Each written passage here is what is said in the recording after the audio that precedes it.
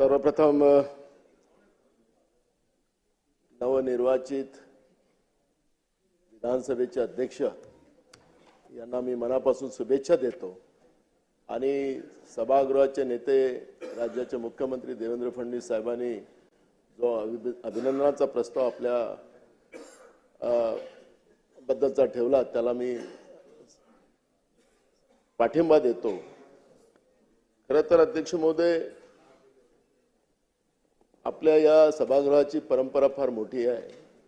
जसं मगाशी उल्लेख माननीय मुख्यमंत्र्यांनी केला की पहिले अध्यक्ष गणेश मानवलकरजी हे इथून अध्यक्ष झाल्यानंतर पहिल्या लोकसभेचे हे पहिले अध्यक्ष या सभागृहातून झालेले होते। म्हणजे भारताच्या लोकसभेचे पहिले अध्यक्ष आपल्याच सभागृहातून गेलेले होते। असा मान असलेलं हे सभागृह आहे। अध्यक्ष महोदय, आपली कारकीर्द गेल्या 2.5 वर्षाची ज्याचा उल्लेख सगळ्यांनी या ठिकाणी केला। खरं तर सभागृहातले दोन्ही बाजूचे सन्माननीय सदस्य हे आपल्या आपल्या भागातले आणि राज्याच्या जनतेचे प्रश्न घेऊन या सभागृहात येतात। सगळ्यांना आपली भूमिका, जनतेचे प्रश्न या ठिकाणी मांडण्याचा पूर्ण अधिकार आहे। गेल्या 2.5 वर्षात आपण हे कामकाज करत असताना सगळ्यांना न्याय देण्याचा एक प्रयत्न आपण केला। त्याच्यामध्ये आपल्याला 99% यश आलं। ही जागा इतकी, तसं ते पाहिलं तर ते काटेरी मुकुटच आहे एक प्रकारचं। इकडे पाहिलं का डावीकडे पाहिलं की तिकडे टोचतं आणि इकडे पाहिलं की तिकडे इकडे टोचते, अशा पद्धतीचा ते मुकुट आहे। आणि त्याच्यामुळे त्याची जाणीव मला आहे। आपल्याला या ठिकाणी आपल्याला म्हणतात असं की सरकारला सांभाळण्यासाठी आपण बसतो, असं आपल्याला त्या ठिकाणी सांगण्यात येतं। पण खरं तर त्या खुर्चीचा एक वेगळा मान आहे। त्याच्यावर आरोप प्रत्यारोप कोणालाच करण्याचा अधिकार नाही, ना सत्ताला ना विरोधी पक्षालाही। आणि म्हणून अध्यक्ष महाराज, ही जी परंपरा आहे आणि या परंपरेला अजून ताकदीनं आणि आपल्या विधानसभेचं कामकाज हे देशपातळीवर कौतुकास्पद आहे।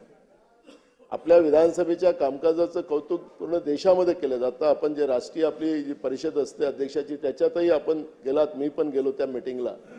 त्याच्यामध्ये आपल्या राज्याच्या कामकाजाच्या बद्दलचं कौतुक देशपातळीवर होते आणि ही परंपरा अजून द्विगुणित व्हावी, याच्यामध्ये अजून आपल्याला चांगल्या पद्धतीनं त्या ठिकाणी कामकाजामध्ये सुधार करावा, अशा सूचना या ठिकाणी आलेल्या आहेत। मी अध्यक्ष महोदय, मी जे निवडून आलो त्याच्याबद्दलचं एक टिंगल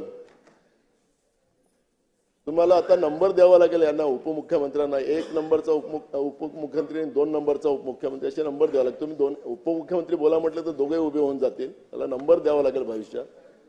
पण मला मिळालेल्या 208 मताधिक्याच्या बद्दलची टिंगल या ठिकाणी उडवली गेली। अध्यक्ष महाराज, खरं तर इथं निवडून आलेलाच माणूस येऊ शकतो, तो किती मतांनी आला त्याची गिनती नाही, ते सुरुवातीलाच आकडेवारी असतात। मी पण विदर्भात सगळ्यात हायस्ट मतांनी, मी आणि देवेंद्रजी आम्ही जेव्हा पहिल्यांदा 99 इथं आलो, 2004 मध्ये सगळ्यात हायस्ट मतांनी आलो होतो। दुसऱ्या त्याच्यानंतर झालेल्या निवडणूक मी त्याच्यात सगळ्यात जास्त हायस्ट मतांनी आलो। तर काही इथं फार बक्षीस काही मिळतं असं काही त्याच्यामध्ये काही चर्चेचा विषय होऊ शकत नाही। लोकांनी मतदान केलेलं आहे आणि त्या मतदानाच्या आधारावरच या सभागृहात मी आलेलो आणि म्हणून त्याबद्दलची टिंगल या ठिकाणी केली जाते। अध्यक्ष महोदय, त्यानिमित्तानं जनतेच्या मताधिक्यावरच या ठिकाणी हास्यकल्लोळ करायचं असेल अध्यक्ष महाराज, तर हे काही बरोबर नाही। आणि म्हणून मी अध्यक्ष महाराज या ठिकाणी एवढंच सांगेन की एक गोष्ट लक्षात ठेवली पाहिजे। जसं मार्तमवाडीचा उल्लेख आपण केलात सन्माननीय दोन्ही उपमुख्यमंत्र्यांनी, आखरी मतदानाचा अधिकार, आपण त्याला मतदाता राजा म्हणतो, तो दान करतो म्हणून त्याला राजा म्हणतो।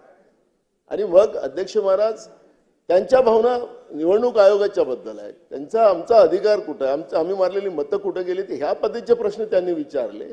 आणि आम्ही काही प्रश्न काय विचारले होते की जे 76 लाख मतं रात्री झालीत, त्या मताचं उत्तर आम्ही निवडणूक आयोगाला विचारलेलं आहे की हे कसं आलेलं आहे, त्याचे फुटेजेस होतात, त्याचं रेकॉर्डिंग केलं जातं, हे आम्ही मागितलेले आहेत। त्याचा अर्थ तुम्ही वेगळा लावायचं हे कारण नाही। मी मानतो तुम्हाला, मला याच्यावर नाही, मी तर विश्वासदर्शक ठरावावर आम्ही बोलू, ज्या मगाशी सांगितलं अजितदादांनी त्याप्रमाणे। पण आखरी मी या निमित्ताने एवढंच सांगतो की याला विचारण्याचा अधिकार राज्याच्या जनतेला आहे, देशाच्या जनतेला आहे। त्याचं काही आपल्याला वेगळं काही सांगायचं नाही. आपल्याला बहुमत मिळालं म्हणून त्याचाही गर्व आपल्याला कोणाला करण्याचा अधिकारच नाही. मूळ प्रश्न असा आहे की अध्यक्ष महाराज, बोला बोला. म्हणून माझा या ठिकाणी एवढाच उल्लेख आहे की अध्यक्ष महोदय, याचा अर्थ असा नाही की बहुमताच्या आधारावर विरोधकांचा आवाज दाबण्याचा प्रयत्न व्हावा असं सभागृहात असं होता कामा नये. अध्यक्ष महाराज, मी अध्यक्ष महाराज या ठिकाणी जास्त न बोलता, कारण की अजून खूप आहे, थोडा मैदान खूप आहे अध्यक्ष महाराज, त्याच्यावर खूप सारी चर्चा करता येईल. मार्कंडवाडीवरची चर्चा आणा सभागृहात, त्याच्यावरची चर्चा आपण घडवू. अध्यक्ष महाराज, आखरी लोकशाही मजबूत झाली पाहिजे. लोकशाही मजबूतीचं, कारण की महाराष्ट्र हे एक राज्य असं आहे की याला एक वेगळी परंपरा या राज्याला आहे. कर्मभूमी बाबासाहेब आंबेडकरांची महाराष्ट्र राहिलेली आहे. शाहू फुले आंबेडकरांचा विचार या महाराष्ट्रातूनच जन्माला आलेला आहे. आणि म्हणून अध्यक्ष महाराज, या राज्यामध्ये ही चर्चा व्हावीच, याच्यावरची कुठलीही शंका असावी नाही. सत्ता पक्षांनी तो प्रस्ताव आणावा, त्याच्यावर एक दिवसभराची चर्चा या राज्यामध्ये घडवावी. आपल्याला लोकशाही कशी मजबूत करता येईल, लोकशाहीच्या बद्दलची शंका एकमेकाच्या मनामध्ये निर्माण होणं ही गंभीर बाब आहे अध्यक्ष महाराज. याला अराजकता माजेल आणि म्हणून यावरची चर्चा व्हावी. आणि तुमच्याकडून आमच्या अपेक्षा अध्यक्ष महाराज, मी तुम्हाला पुन्हा या ठिकाणी खूप खूप मनापासून शुभेच्छा देतो आणि माझे काँग्रेसच्या वतीनं, काँग्रेस पक्षाच्या वतीनं शुभेच्छा देतो आणि 2 शब्द संपवतो.